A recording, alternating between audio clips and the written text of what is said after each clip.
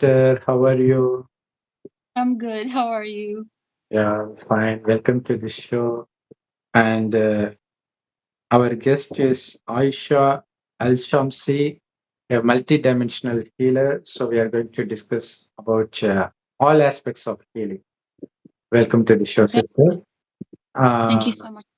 okay. So how is this different from other Reiki healing, energy healing, or is it the same? So, a technique is a technique is a technique. There Okay. is no difference in Okay. some kind of way. Mm. But Reiki healing will, some energies are potent and some energies are not. But the more you use Reiki, the more potent it will be. So, it will depend or so on that. So why is it named multidimensional healing? Multidimensional because um, I do ancestor line healing, soul retrieval. Um, I go to the Akashic records and the chakras, auric field, connection to spirit guides, ancestors, loved ones, past loved ones. It is like multidimensional. Multidimensional, there is no past, there is no future, there is only here and now. So if you say, um, let me try to get it right, that you have past experiences, it is showing up now. You cannot go physically back. It is just a thought, it is just an energy. It just exists here and now. So, multidimensional healing is healing in the present moment, here and now, without like fixing or going to the future or the past, just right here, right now. And it does correspond with not the only physical, it's also emotional, mental, and physical. So, um, so what kind of people should visit you? You know, Mm. I don't know. I just Mhm. let it be. I just trust that Mm. who the people who need or want or desire my healing, they will find me. Yeah, that's They'll true. be But attracted to me. uh, but um, if it is physical illness, like fever, they will go to allopathic doctor. So likewise, who should visit you? Visit you in the sense, in the broader sense, healers. Mm. So the funny thing about the flu, Mm. it do manifest when you need some time for yourself. So the body will go into sickness mode as a flu so that you can stay by yourself. Just mentioning this. Okay. But do you deal with ghost like that also? Entities, Yeah. they do Mm. exist. They do Okay. exist. Some people, they make them as a big deal, demons and whatnot. But when you are really in your spiritual sovereignty, they cannot empower you. You are in your center, you are in your ground. They cannot be in power over you. So also, this is what I teach is spiritual sovereignty and be in dominion over your physical, emotional, and mental, and your chakras. Your chakras, if you don't own your chakras, they are like dogs. Um, they will take commands from the entities if they are inside your body. They will control the chakras. So it is my job to take them and ascend them to the light. And they do exist. Why do they exist? It's a part of our experience. If you really think about it in a deeper levels, it teaches you about being assertive, setting boundaries, being in sovereign, standing in your ground, know your worth, know your value. You know that you are consciousness and not the flesh suit or the mental or the emotional. So they are here to teach us. It's not a good or bad thing. It's neutral in some kind of way. Why is it some people always tend to think negative and while some don't? Is there? It is, Hmm, yeah, because it is like an old programming where they yeah. demonize the Hmm, entities or demons or hmm. um there is even like dark entities which they teach you something that the light can teach you. And people are afraid to face those dark deities or like to learn from them, to accept them, because in if you think about it, there's some, not all, there's no acceptance of their shadow self or their dark side, so they don't want to go to that darkness because they are afraid or in doubt or whatnot. But when you come in peace with that, with your darkness and your shadow self, it is okay to go there and be there and sit there. They teach a lot. I mean, about hexes and curses, they taught me some things and how to remove curses or hexes. They taught me. And they were there in my darkest moment. They taught me because I respected light and I respected darkness and in between. So above as below. And if you see them in a negative way, remember, you are consciousness. You are a divine being. Then you are creating that experience. Always, always, always. What you believe in, it will manifest. Yeah, I always wonder how some people are so careless about leaving their car unlocked, but nothing happens to them. But who is always careful when sometimes he happens to leave it unlocked, it gets stolen. So every time he is careless, it happens for them. So Yeah. yeah. So what's the reason actually? The reason, Mm, it's all programming. It's mm. that Does it we mean? have a shadows Does it mean we have to be careless? Is that what it actually means? in some type of way. If Mm, if someone comes to your car and want to damage it, will you allow them if you're there? no. No, Yeah. because you care and it's valuable for you, to you, and for you.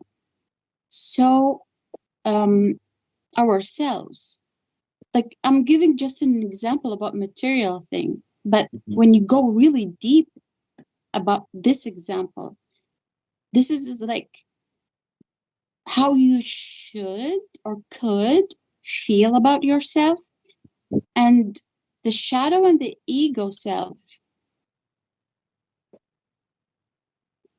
can create carelessness, not being caring about um, yourself and your emotions. So the ego will try to protect, and the shadow self is the emotions that rise up. For an example, um, you were taught to be a giver and be kind person. So when you try to set the boundary and try to be assertive, your ego self and your shadow self will be angry at be angry and um, like it wants to cry because it's giving too much, it's depleted, it's tired. Yeah. So the ego self will say, no, Don't be assertive. Don't set the boundaries. You are a nice person. You have to be that nice person. So the ego, in that sense, is the identity, and the shadow self is the repressed emotions. And you said about ancestral lineage healing. What is that, sister? So it is a little bit deep, but if I would explain it,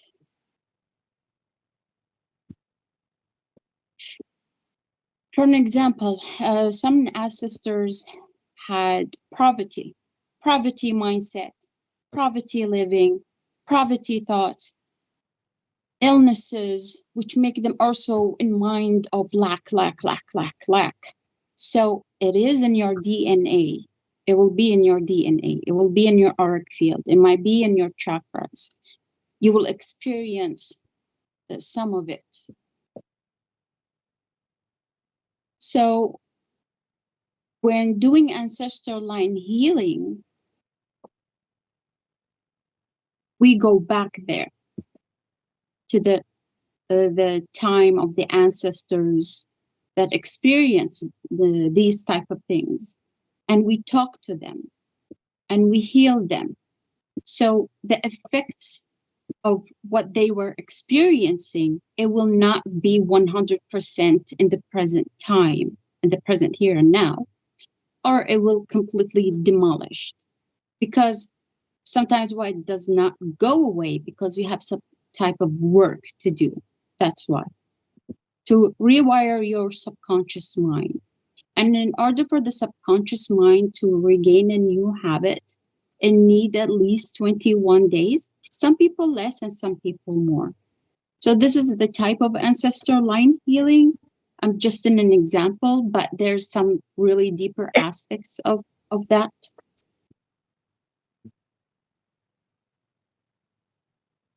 But if that were the case, if my sibling has that when I don't, how's it possible? Because if it is through DNA, both of us should suffer the same, right? Yes. So you will manifest it in a different way, and they will manifest it in a different way. But that's why we practice self-awareness and really be aware of what we are experiencing. And can you explain it with examples so that it's easy to understand? Okay, so if they come from a place of lack, and for an example, they will have financial lack. And for example, to you, it will be like emotional lack or mental lack or physical lack. It will manifest in a different way.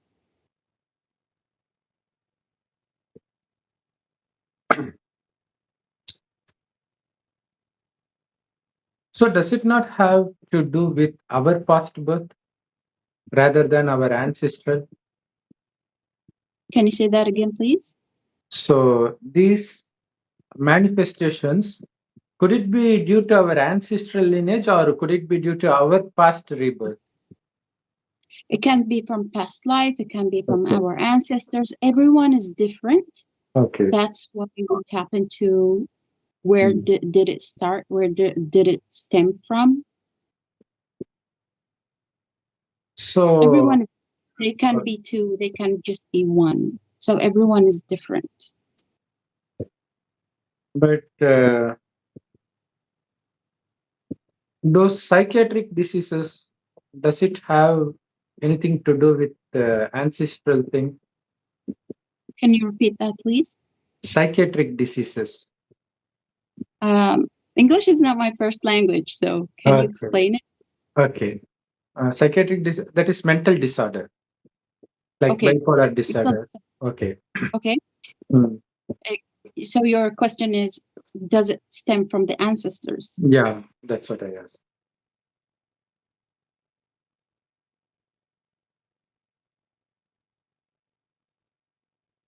There is the fourth dimension, a third dimension, fourth dimension, and fifth dimension. If you really think about it, if you want to believe that it stemmed from the ancestors, then it will. You are pure consciousness. You are a divine being. You are source. Source does not have mental illnesses, does not be traumatized, is not traumatized. It's not greedy, does not have shape, form, gender, ethnicity. So the label of mental illness, it is created by the matrix to give you a label to keep you stuck. When you tune into your true consciousness, your true self,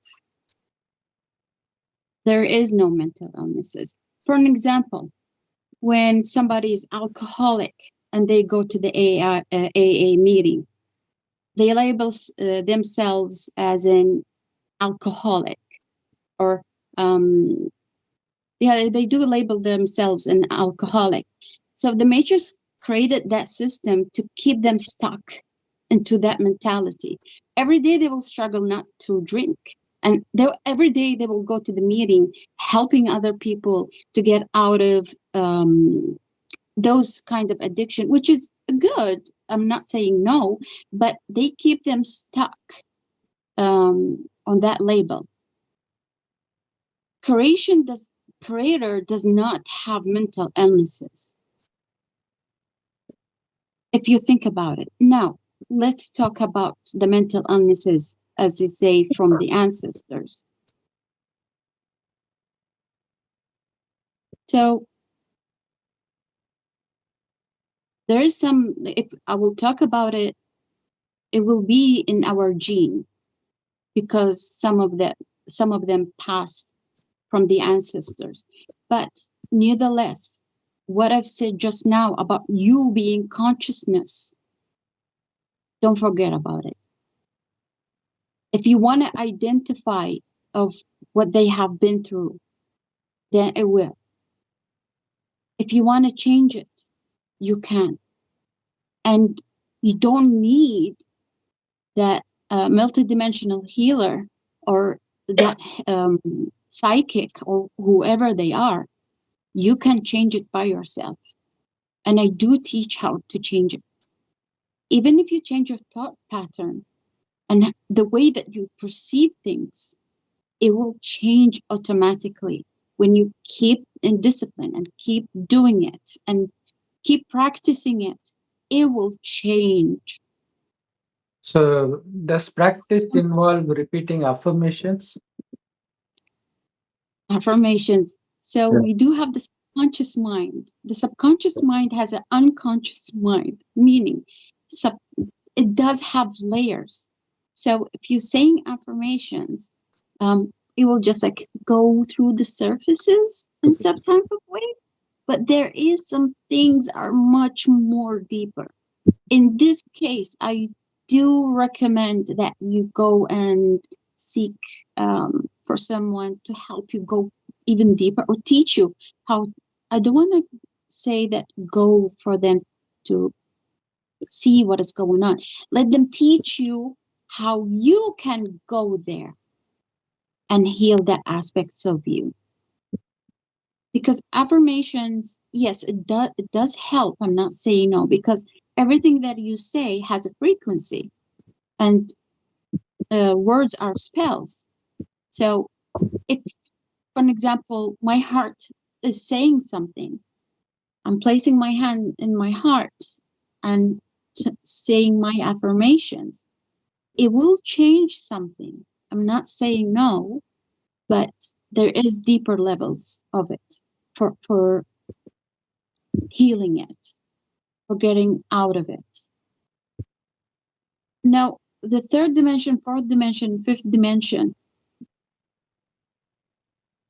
I'm between the fifth and the fourth, but I don't mind going to the three because I'm trying to pluck people out of the third dimension, at least to the closest of fourth dimension of our people in fourth dimension to plug them out to the fifth dimension. At least, even by sharing my stories, even sharing my experiences, you never know who like help. Maybe it's helping someone. You never know. And I'm not. Some people, they will be afraid of being vulnerable, which I say, please be vulnerable. We need your vulnerability. We do need it. So please be vulnerable. I think so. Yeah, nobody Yeah. wants to be vulnerable, right? Yeah. Yeah. Why is We it need needed? them. We need them to be vulnerable so we can learn, so we can help ourselves, so we can understand, so we can elevate, so we can be in connection as a collective. And people who resort to violence, like terrorists, is it possible for us to heal them? Because there is something terribly wrong at the mental level. Is it possible to heal them from the distance without their knowledge? So I did study pranic healing, and they will always do a prayer for the collective and for Mother Earth. What I learned, these type of stuff is happening because of the collective consciousness, because of the matrix, what have injected and programmed us to be, and not to remember who our true self, our divine self, that we are consciousness. We are not the emotions. We are not the body. We are not the mental. We are the soul. We are the spirit. We are the creator. And they You want mean by us the to creator, see you stuff. mean God? Can you say that again? By creator, do you mean God? We are God? Yes, fragment of God. Okay. You have the fragment of God. You create, you manifest each and every second. Yeah, You that's can manifest everything that you want. Your subconscious mind do manifest it. But when you do it with intention and you change your old programming, everything will change. And I can promise you this. how do we reprogram? How Because do you? because if there is something wrong with us, first you need to identify that it is wrong, because nobody accepts that we are wrong. Everybody thinks that we are always right, right? So only when we are able to differentiate between right and wrong, uh, we can make effort to change it. But how do we even realize which is right or which is wrong? How do you feel after watching the news? Watching the news, yeah, the same news that makes one happy makes another sad. Okay, Yeah, but is it your truth? Is it what they say it's your truth? Or they are injecting things into your mind and your subconscious mind, even yeah, if you think it's good or bad? Are they injecting yeah. That's things true. in your That's true. mind? Yeah. So Mm. be aware. It's not recognizing there's good and bad, light and dark. There's only oneness. There's, for me personally, there's no separation. Everything happens through you and for you. Now, if we talked about the news, if you use that, okay, so it is working for me and through me, because it is something good that I'm experiencing, that I am being more aware and practicing more awareness of what they are trying to inject in my mind, in my auric field, in my chakras, in my subconscious mind. Because what they do is they try to affect your subconscious mind by repeating the same thing, so it can be a habit or a pattern of the way of how you think. For an example, I had a friend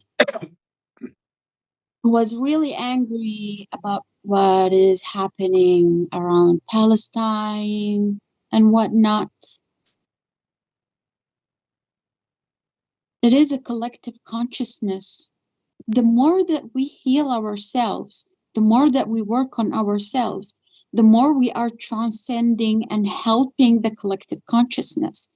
We cannot go to them all. You cannot do that because you cannot fix everybody. And it's not your job to fix anybody. You're taking just responsibility of healing yourself and working on yourself. But when you work on yourself, you are helping the collective consciousness, which I say, please work on yourself so that you can help the collective consciousness. Now, the anger that he felt about the injustice and what is going on, he was a mirror. Everything is a mirror. Even you are a mirror of me. You are a mirror of me. So he reminded me of the anger that I have underlying about injustice and unfairness that I have experienced. So he came into my reality and mirrored what I was manifesting subconsciously. And I thank him. I thank him that he appeared and he showed this to me. Okay. So basically, it's in our subconscious mind. So everything else is just the mirror to reflect what's inside my mind. Yes, 1000%. Wow, that's nice. Amazing point of view. Yeah. The good thing that it is all good. If someone projected hatred and I react to it and be angry and protective, this is the shadow, this is the ego. But being aware of it, say, okay, so it showed me there's their hatred. Where should I, is it in my reality? It is mirroring. Where is it? Where does it stem from? How can I work on it? But yet again, we are not identified by the emotions or mental or physical. We are consciousness. Why am emphasizing on this again and again and again? Because when you embody that you are pure consciousness, you are not the mind, you are not the body, you are not the emotions. When you work on these emotions and get triggered or wherever you're going through, you are coming from a perspective that you are consciousness.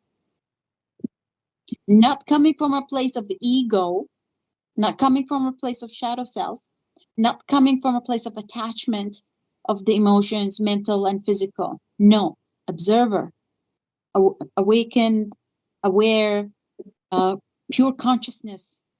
That's why I'm emphasizing on being that pure consciousness. Aspects of us need that unconditional love that we didn't receive in our childhood. We have to reparent ourselves from childhood, teenage, and adult self. But if you say, oh, I have a limiting belief, that's why it's not manifesting. Isn't that also paradoxically that this is also a limiting belief, that you have a limiting belief? If you think about it in type of way. So don't let these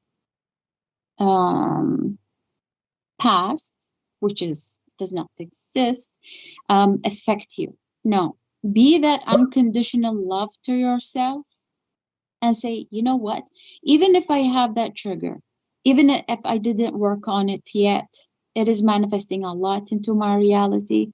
I will accept it. I will not resist it. I will allow it to flow. I will allow me to experience it and just let it be. I will not resist it, because the more you push it away, the more it will manifest into your reality.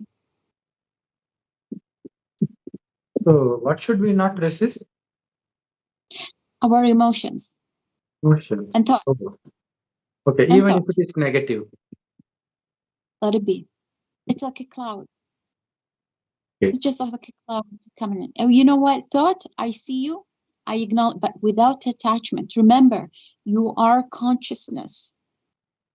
You are pure consciousness. No attachment. Consciousness is unconditional love.